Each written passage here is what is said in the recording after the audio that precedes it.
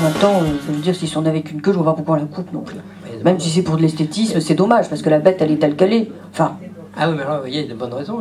Alors, les chasseurs, les gens qui disaient, mais on coupe la queue parce que sinon, ils se blessent. D'accord ? Ils se blessent. Ils se blessent. Quand ils chassent, avec la queue longue, ils se blessent.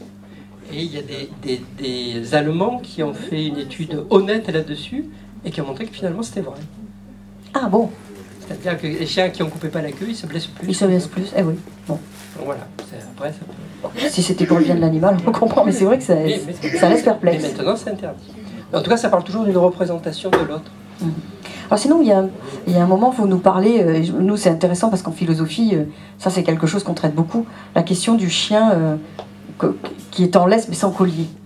Alors, ça, je trouve ça fabuleux parce que c'est quelque chose qu'on emploie aussi nous vis-à-vis de la liberté.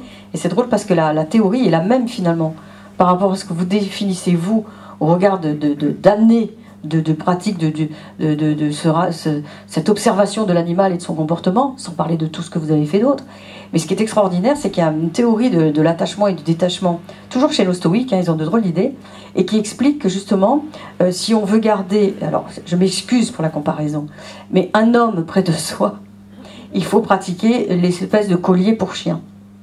Alors, n'y voyez pas de choses complètement... bon. C'est juste que... non, pas du tout. Si vous lui mettez le collier étrangleur, il est bien évident que vous sortez avec votre chien, l'animal tire ses souffles et c'est désagréable pour lui, et si l'animal est gros et que vous suivez derrière, si vous n'êtes pas très costaud, vous faites une espèce de ski nautique, essayez de déambuler, c'est pas agréable pour le maître non plus. Si la laisse est trop longue, le chien on le voit pas, et finalement il peut lui arriver n'importe quoi parce que derrière le mur il peut y avoir des voitures ou autre. Donc ne pas voir, ça risque aussi l'accident. Donc on estime que la juste distance entre deux êtres, c'est quand le chien peut profiter de sa promenade et la personne qui le tient en laisse également. C'est-à-dire suffisamment long, mais pas trop pour ne pas perdre l'autre et ni trop près pour que, etc. Et ça c'est pour expliquer que entre deux individus, et notamment un homme et une femme, lorsqu'ils sont ensemble, l'autonomie qu'ils ont l'un pour l'autre, c'est justement ce sentiment d'une distanciation, comme une laisse, j'ai envie de dire, entre ces deux animaux, là, les deux bipèdes humains, on l'a bien compris, qui permettrait à l'un comme à l'autre, sans être accrochés à l'un et à l'autre, de respecter cette espèce de relation particulière. Et c'est ce que vous évoquez à un moment donné en disant, pas besoin finalement de collier ou de laisse, deux êtres peuvent être attachés à l'un et à l'autre par quelque chose de virtuel, mais qui est présent. Dora pense à ça importante. Alors la première, c'est qu'il faut inventer la laisse élastique, parce que c'est ça, que fait l'attachement. Ouais, c'est-à-dire, c'est de laisser partir loin et de ramener, de laisser partir. C'est-à-dire, c'est quelque chose qui n'est pas à distance fixe. La distance est variable. C'est mieux que les stoïques. Oui.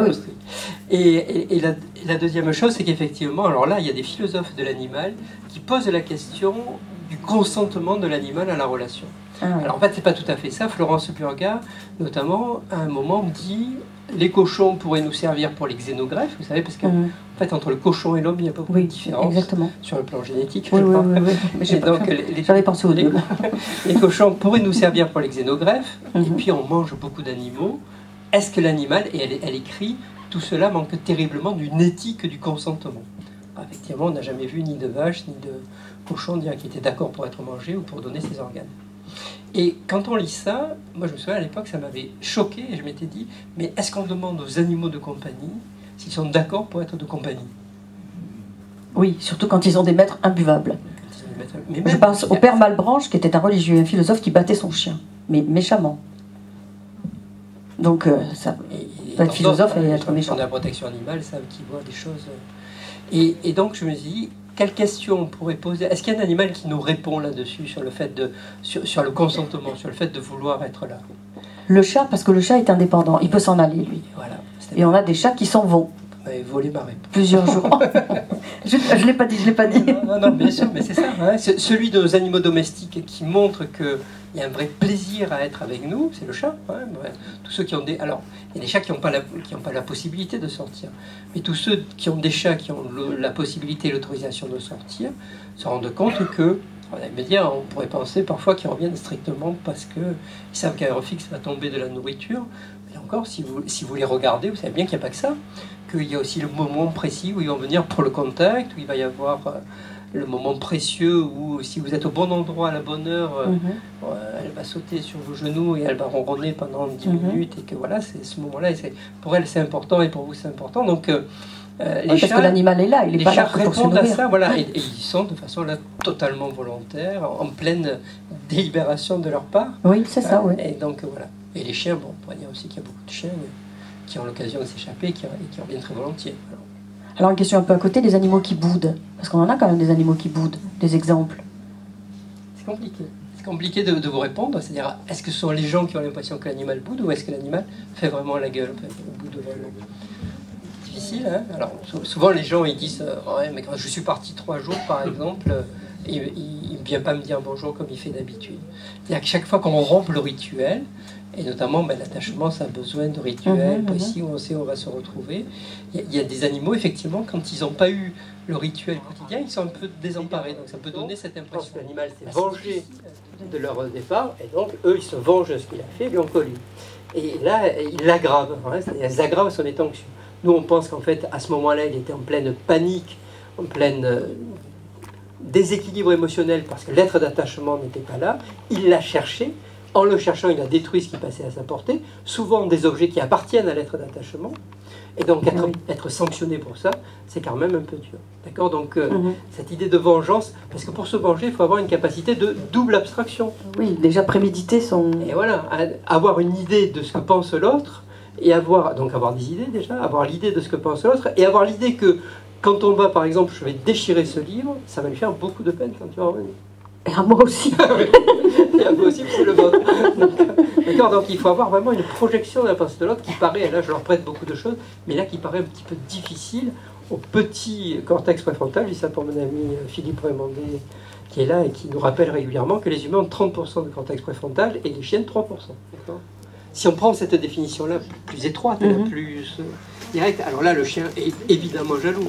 Il y a une étude que je cite dans le livre qui était marrante, quand on a demandé à 42 personnes les sentiments que pouvaient avoir leur chien, les 42 ont cité la jalousie.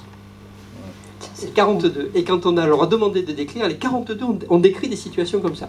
Quand je caresse un chien, il vient se mettre au milieu.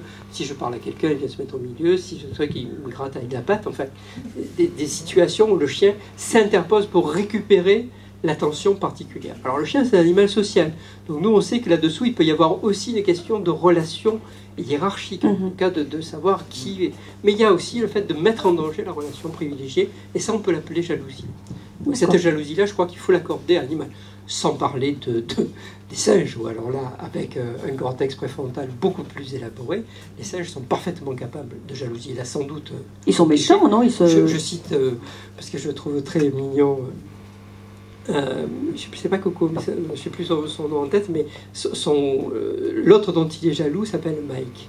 Et le soigneur savait très bien se servir de ça, parce que les singes, souvent, ils font les exercices un peu quand ils en ont envie. Et quand il ne faisait pas d'exercice, son soigneur lui disait « Tu ne penses pas que Mike est plus intelligent ?» Donc vraiment, il le mettait en challenge, là, pas sur quelque chose d'affectif, hein, mais sur une jalousie. Il citait le nom, Et le fameux répondait, en langage des signes, « Je pense que Mike, c'est de la merde. » Ce qui est quand même... Qui a été apprendre c'est de la merde à un chimpanzé. Il disait aussi, il disait, « Moi, pense Mike, toilette. » Donc j'ai fait une traduction un peu libre, mais c'est clairement dire ça. Donc il inaugurait à ce moment-là la réponse par la jalousie et par la... Mais ça, et ça vous le disiez tout à l'heure sur l'inauguration, ça a été montré sur... et il pouvait dire d'une femelle qu'elle était jolie ou des choses comme ça. Sur Washoe qui a inventé des mots. D'accord, parce que on se dit ça, à partir du moment où on leur donne l'accès à ce langage des signes. La première fois qu'elle a vu un canard, elle a dit oiseau. Et oui, puisqu'il est sur l'eau, il flotte ensemble pour en faire un nouveau concept, qui était l'oiseau qui était sur l'eau.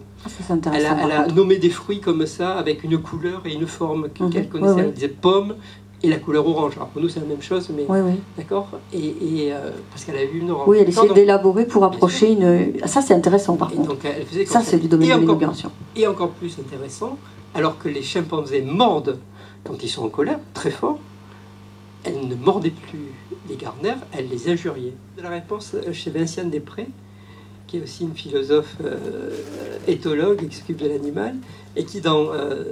alors, rien que le titre est très joli, s'appelle « Naissance d'une théorie éthologique », mais le sous-titre, c'est « La danse du cratérope écaillé ».